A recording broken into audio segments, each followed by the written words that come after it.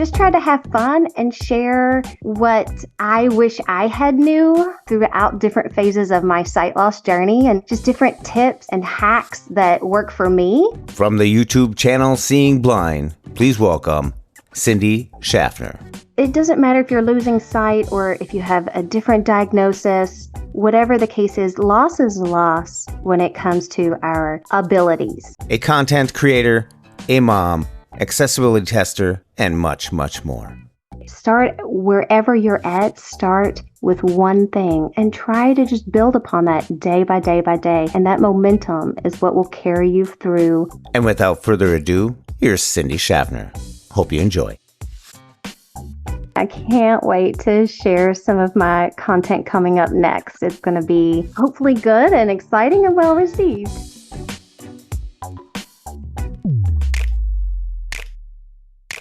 Welcome to Blind Abilities. I'm Jeff Thompson. Today in the studio, we have Cindy Schaffner, and she has a YouTube channel called Seeing Blind. Cindy, welcome to Blind Abilities. Hey, Jeff, thank you so much. I'm really looking forward to sharing everything that I have and can offer and making new connections. Well, I saw you on the YouTube on your channel, Seeing Blind, and you were doing the GAD, Global Accessibility Day, and you did the Android phone. Yes, I like to kind of keep my fingers in all the pies, if you will. So yeah, I use iPhone and Android. I use a Windows computer and a Mac. So yeah, I try to keep up to date on all platforms. And that's how you are able to give so many different, either they're shorts or longs. Longs, do you call them longs? Videos on your YouTube channel? Yeah, I try to do, a variety of different things, long form on my YouTube channel, and post a few shorts on there from time to time, but I mostly keep the shorts on Instagram or TikTok or Facebook. I try to mix it up a bit. Yeah. Why don't you tell the listeners a little bit about Seeing Blind, your YouTube channel? Yes, I started Seeing Blind back in 2020, and I was a new mom. I was really isolated way out in the middle of nowhere, Wyoming at the time, and I got in that rut where I'm surrounded by my kids and just not a lot of adult interaction and low resources. I had no support system as a blind mom. There weren't really any services for the blind out where I was in Wyoming, and I really had to learn a lot on my own, a lot of trial and error, a lot of research. And my husband looked at me one day, he said, you have come such a long way from a blind entrepreneur, like career woman, and we've lived all around the world. And now here we are in Wyoming, and now you're a mom, and that's a complete different hat, and you've had to adapt in so many different ways. You should share that because you don't understand how differently you do things, but do them just as well as any other sighted mom out there. And you should share that. And I'm like, that sounds like a really fun project. So I got on YouTube, wasn't really quite sure what I was doing or getting myself into really, but I kind of agonized over it for a while, and I went ahead and just dived in and let those insecurities, anxieties about it go, and just tried to have fun and share what I wish I had known going into it throughout different phases of my sight loss journey, and just different tips and hacks that work for me. I try to share just all kinds of different things. It might be tips and hacks one month where I'm focusing on those, and it might be more of acceptance and self-advocacy focused another month. It might be finding new products that just make life easier. Like I say, keep my fingers in a lot of different pies to keep it fresh and interesting and serve my community the best I can at the phase of life that I'm in. When you're talking about the community, there's lots of stuff out there, and I like how you are eclectic and you have lots of different topics. I never know what I'm going to get on Seeing Blind. Mostly I'm going to get either a demo, a tip, a hack, or just some conversation. But you mentioned the community. When you started out, did you realize that you would be starting to get to know more of a community in the blindness field? No. In fact, that was one of the beautiful blessings in disguise that came out of my work with Seeing Blind, because it really did take off pretty well. I was growing at a pretty average pace for a very niched down type of channel, and I started, forming these relationships and making these beautiful connections. And I had no idea that that was going to be something that I received in return for, doing all the videos and the editing and all that time invested into creating a channel and getting it up off the ground. I had no idea that that was going to be one of the beautiful things that I received in return for it. And now I have so many beautiful relationships and so many different resources and people that I can connect with. And I can call up 2 or 3 people right now. I mean, they're like my best friends, but I've never sat down with them face to face. Oh, wow. Did you imagine, from your first one, when you put it out there, your first YouTube channel episode, and then you look at today's, or just the other day on GAD, what do you notice the difference? It's funny. When I started the channel, like I said, I was living in Wyoming at the time. And when in Rome, my accent kind of really changes based on where I'm at, who I've been talking to, especially if I've been speaking with my family who live back in Kentucky. So when I first started out, I really had more of a Western, I had accent. I really did my best to lose a lot of my twang out there. And then we moved to Tennessee, and I'm right near the Georgia borderline. And it's really, really funny to see some of the videos. You can always tell when I'm really, really relaxed or really, really fired up about something because that country twang comes right out in spades. So it's really funny to kind of go back and look at some of my older content because I don't sound nearly as country as I do today. That's what caught my attention right away. It wasn't the topic. It wasn't accessibility. It wasn't blindness related or something. It was that little twang that was in there. And I just cocked my head and said, who's this? It was a different voice that I hadn't heard before. It got me interested. And lo and behold, there you are. You were demoing, I can't remember which one, whether it be an air fryer or a I've done several different demos, and it's funny. Sometimes that twang comes out, and sometimes I try to, turn it off to kind of keep it professional because I hate that it's almost related to that insecurity that we have in the blind community of, will people think negatively, or will they take me as seriously, or will they diminish my ability when they hear I'm visually impaired or when they hear my country accent. They're very similar insecurities for me, and it took a long time for me to just get over that. If I can curb the twang, great. If I don't, I don't care anymore. So that's why it's a little sporadic, but people hear that twang a lot more now than they used to.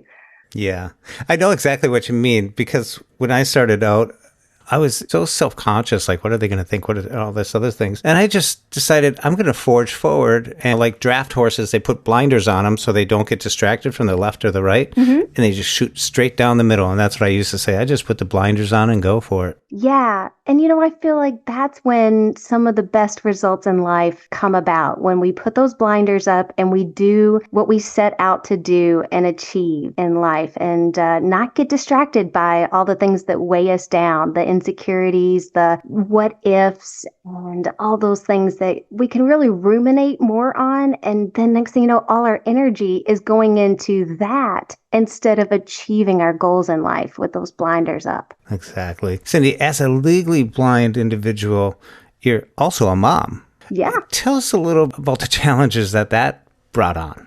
Oh my goodness.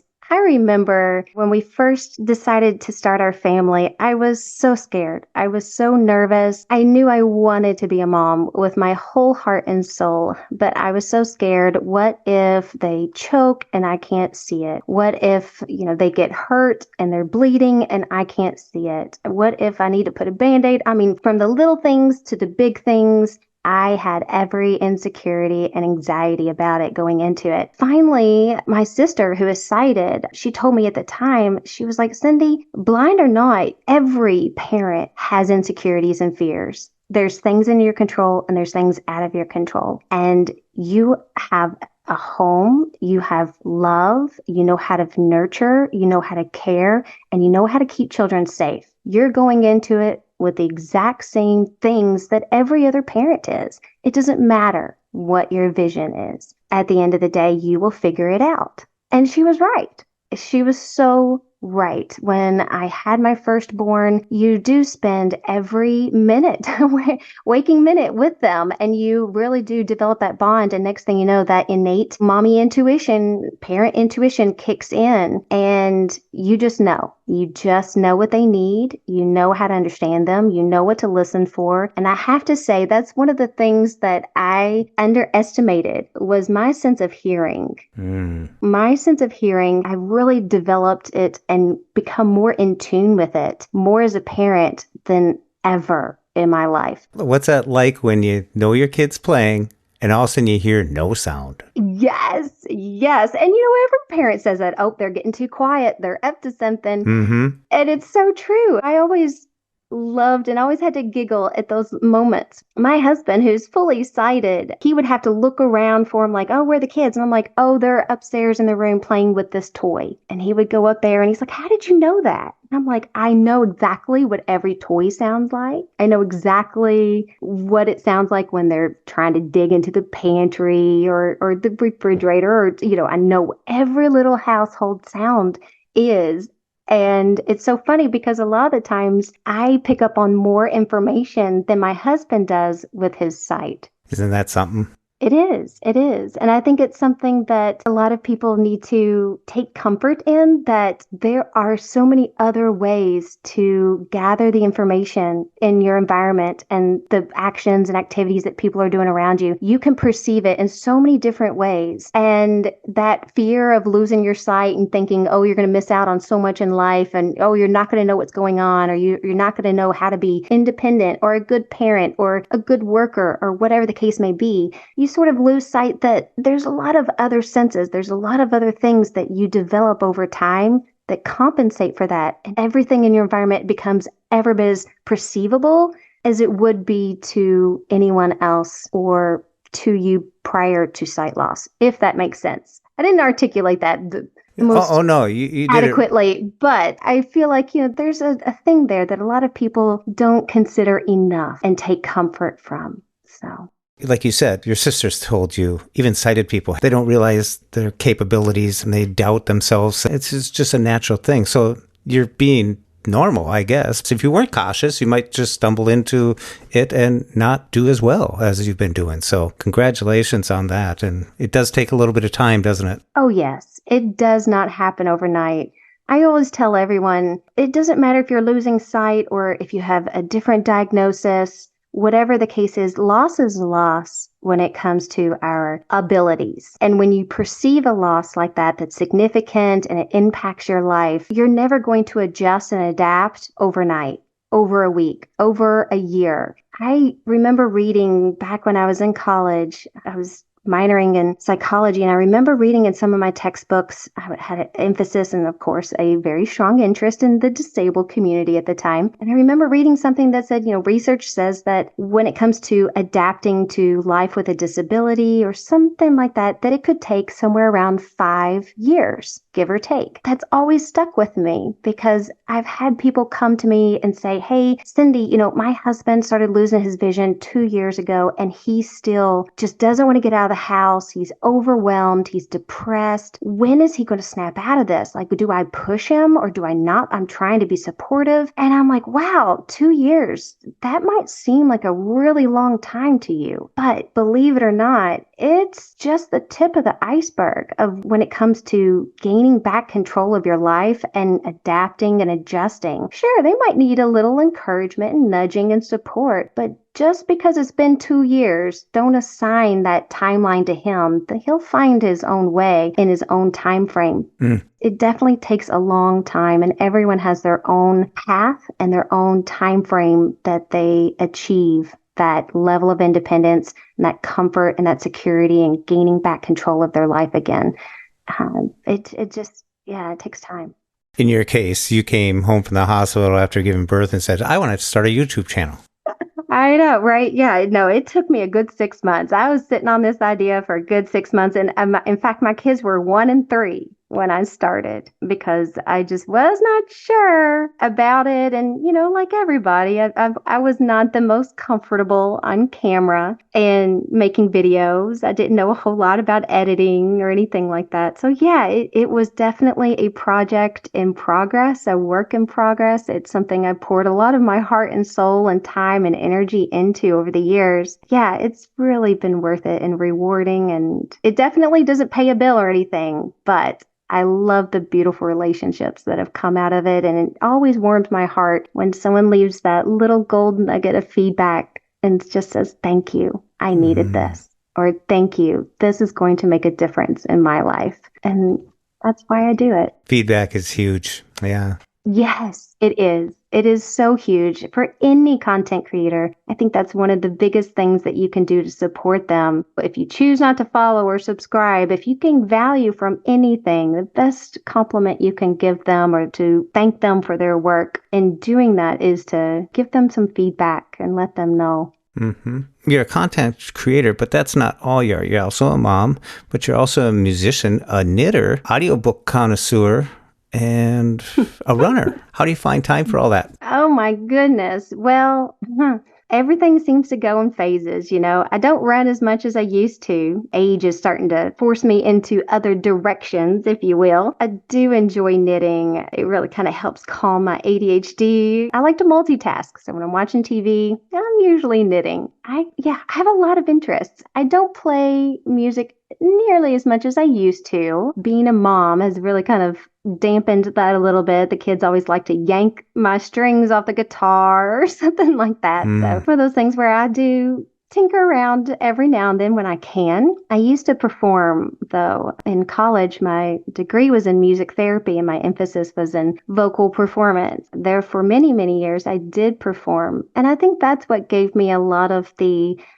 comfort level being on camera and getting used to that whole idea of performing in front of an audience, but through the lens of my iPhone.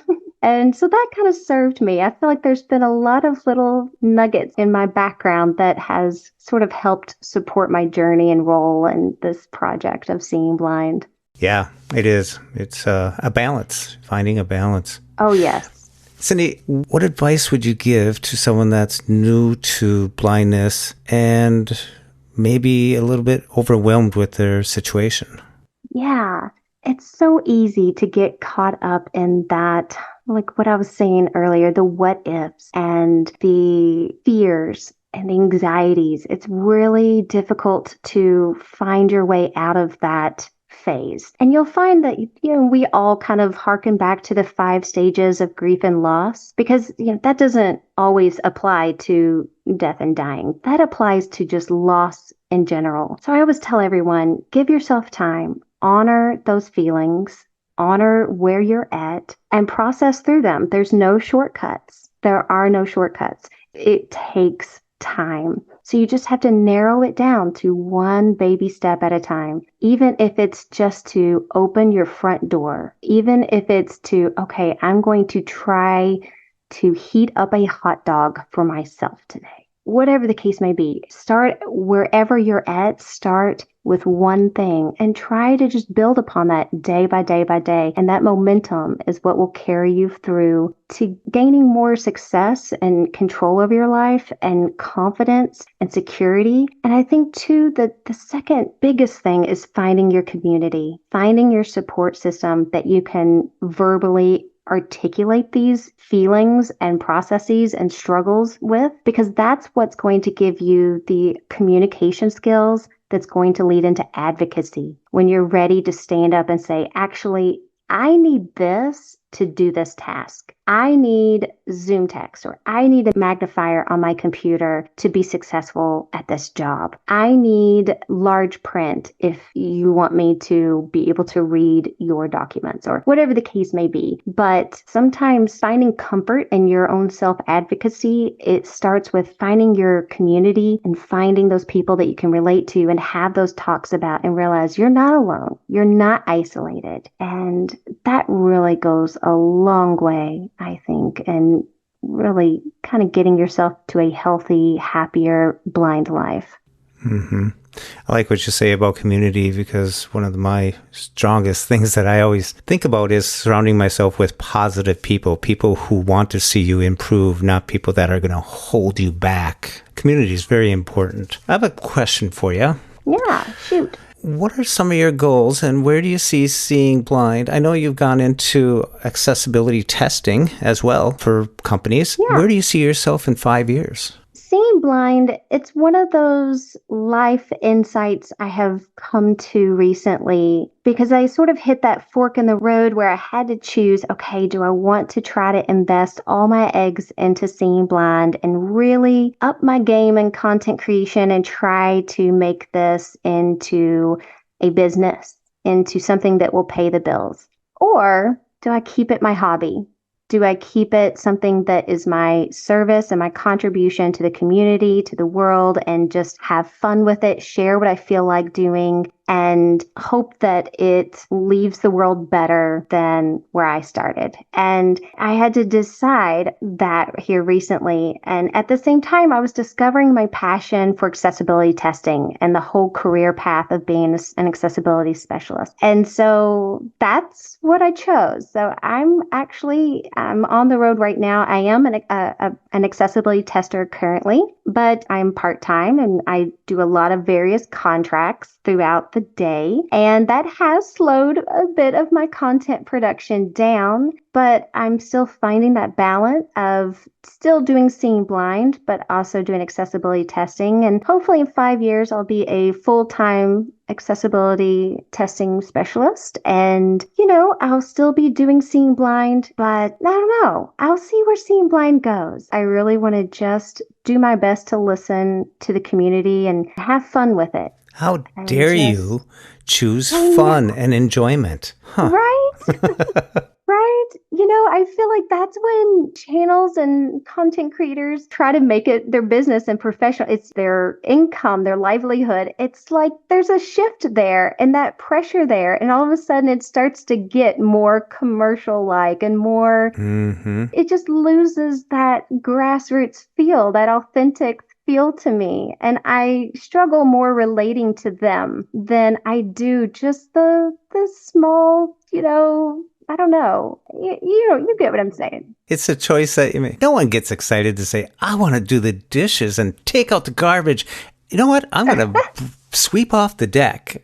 You do that stuff and you spend family time and you're enjoying what you're doing. You're learning about the accessibility testing, and then you find time to do your channel and you'll jump into it like, hey, this is fun, and keeping it fun. And I think a lot of people who are into being a content creator find that they dive in, because they want to. They dive in and then reality sets in a little bit and then they find a comfort zone. And if they stick with it, it seems like they're a lot more joy, more twang to their voice, and they're just comfortable doing it. I really enjoy listening to your stuff. And I was surprised also on GAD, Global Accessibility Day.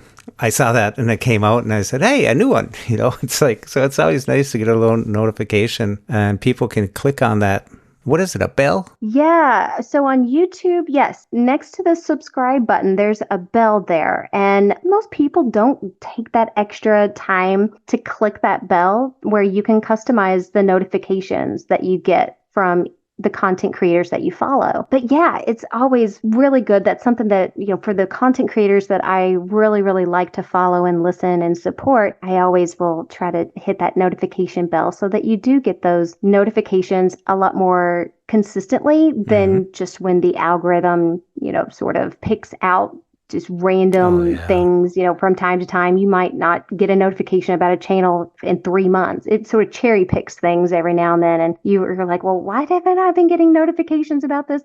They've posted 5 things since then, and you got to hit that bell to get that. Otherwise, the algorithm just kind of cherry picks them for you. So you're saying algorithms don't know best. Amen. Especially in the blind community. I think that's one of the things that us content creators nag on the most, is because you can search for something, but there are so many blind content creators, and a lot of the times the algorithm doesn't pick us up, and a lot of the times our material is never suggested.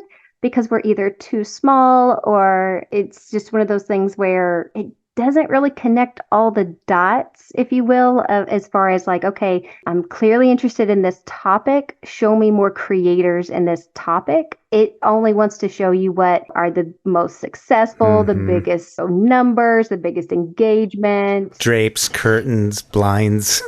Yes, yes. Or if you look up voiceover, you start getting the people that do voiceovers. Exactly. Or Yes. how to shut it off. You never see something how to turn it on. It's always, how do I get rid of this voice? Right. Yeah. So it's definitely one of those things you kind of have to put a little time and effort into to really dial into the content creators within the community, especially on YouTube. Well, I see like on other platforms too, when you want to boost or you want to like reach out to increase your numbers, like maybe you're not hitting the right market or something, you go into those market classifications and categories and narrow it down. And I just don't find it. I don't find because they feel that if they put disability, then they're calling them out or they're doing something, but you can't narrow it down to a certain specific group, whether they be low vision, blind, visually impaired or something. You don't have those criterias to market to. Right. On the platform. So that limits your ability. I don't want to spend $30 and I want to hit people who are 35 to 50 or 18 to 50. That really is not a huge breaking it down much, but I see there's lots of ample opportunities for any other thing, like knitters. I bet you could get it narrowed down to knitters pretty easy. Yeah, and it's funny because I've had some people ask me, hey, can you do a video on how you knit blind? And it's so funny. I keep meaning to do things like that. I still to this day haven't posted one, but I need to. Yeah, I totally get you. And to date, I have to say, I've been able to say I have truly grown all of my platforms, my Instagram, TikTok, Facebook, and YouTube. Those are my 4 main ones. I've truly grown them authentically. I've never paid to boost. I've never done any advertising. It's always just, through, I love doing like blind abilities, podcasts here and there, collaborations and things like that. And I always engage with people who reach out to me, but I've never really had to reach out or boost or pay to grow my channels or my work. I really try to make it as authentic as possible. And I'm proud of that. I haven't done that. I used to get these market things. You can do it. When you own a channel, they always give you these little tidbits here and there. And I click on them and I decided I'm going to go check this out. And it's just like, I don't exist. My community's not here. Yeah, that's another thing that I feel like kind of works against our community and finding content is because, if you think of all the other channels and content creators that are wildly successful, they're pulling from a pretty large niche, boaters. Well, there's millions and millions and millions of boaters or gardeners or knitters or hobbyists or whatever.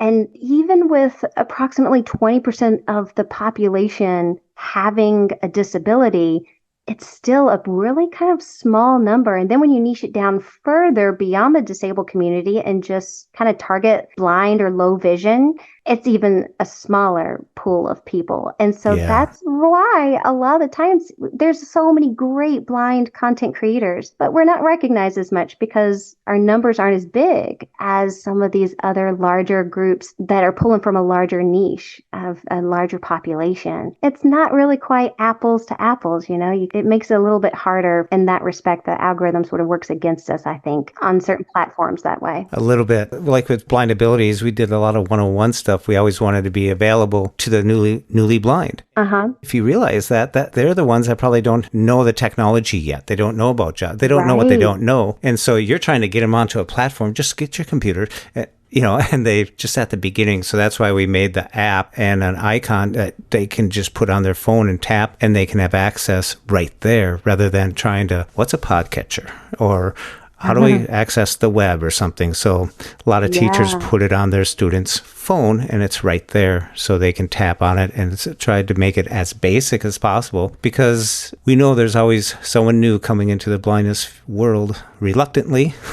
And it took you 6 months, took me 6 months, but it might take 5 years for someone to come around to the point where they are getting services and they are learning technologies and coming on and, then finding out that, hey, there's others out here.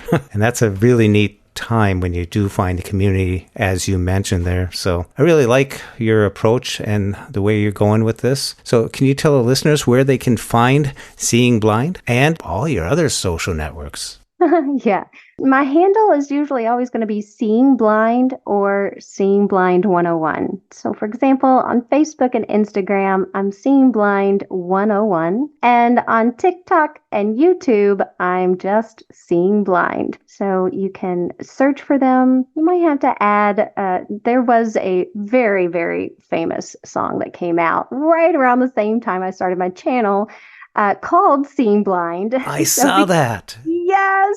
So, what's this? I know, very popular song. It's a cool song, love it to death, but it makes it a little bit difficult to find me because it always pulls up like acoustic tutorial of Seeing Blind. And so you might have to, maybe pair it with another keyword like Seeing Blind channel or Seeing Blind with Cindy, but that should definitely take you to my channel, my work. And then I also have a link tree where you can find everything from a one convenient location. So that is https://linktree.com/seeingblind. Well, that's easy.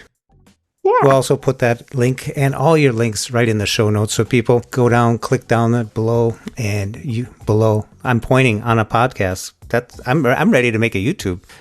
So you can click in the show notes and go see all her socials and follow her. She's always putting out something interesting and fun. And I bet there's going to be more and more coming as we go along. Absolutely. I can't wait to share some of my content coming up next. It's going to be hopefully good and exciting and well received. Yeah, it will be. I'm sure it is. I've enjoyed it, and I'm sure everyone else will. So thank you, Cindy. Thanks for taking the time to come on The Blind Abilities. Absolutely, Jeff. Thank you so much for inviting me. It's been wonderful, and I hope everyone else has enjoyed it as well.